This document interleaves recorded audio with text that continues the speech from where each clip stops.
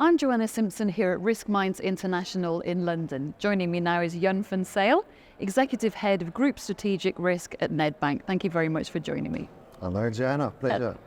And just start by telling me, are you looking at climate as a standalone principal risk in the risk management framework, or is it more of a transverse risk where climate risk is integrated into the traditional risk categories?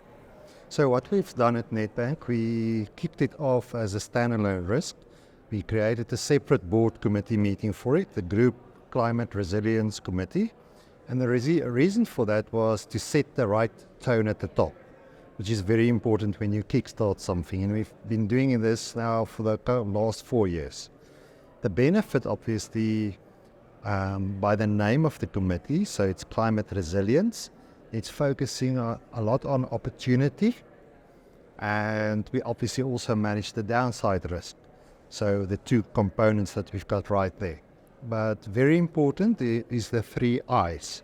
So it is the implementation, the integration, and the impact.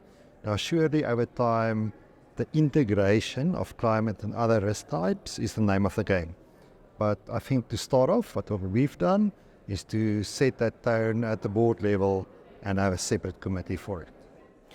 And how are institutions thinking about the usage of vendor tools versus more internally built capabilities?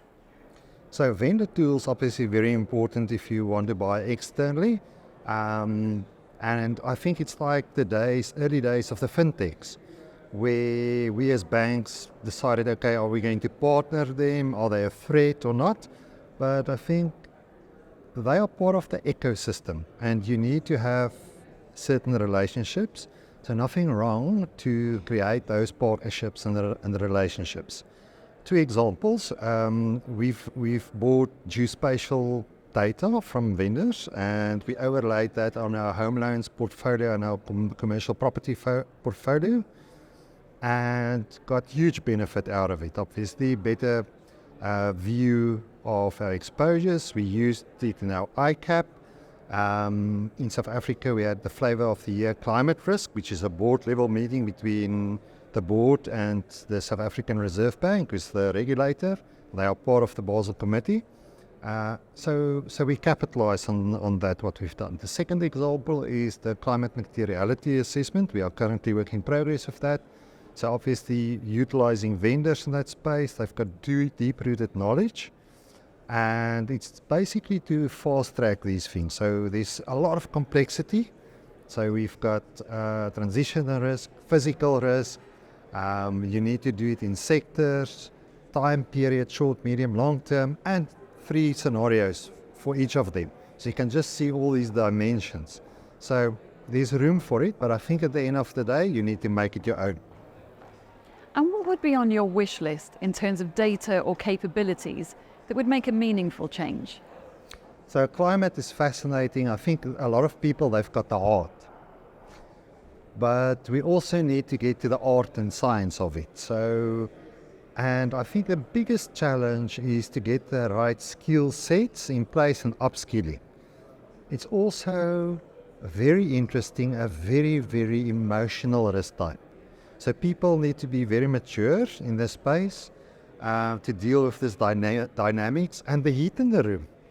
And I think that is very important. So various skill types from engineers, climate specialists, actuaries, accountants, auditors, IT people all need to get together and understand the subject matter, and also from a banking perspective.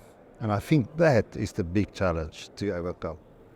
And there's been a lot of activity around scenario design, particularly in developing more stressful climate scenarios with shorter time horizons. How are you thinking about integrating this functionality?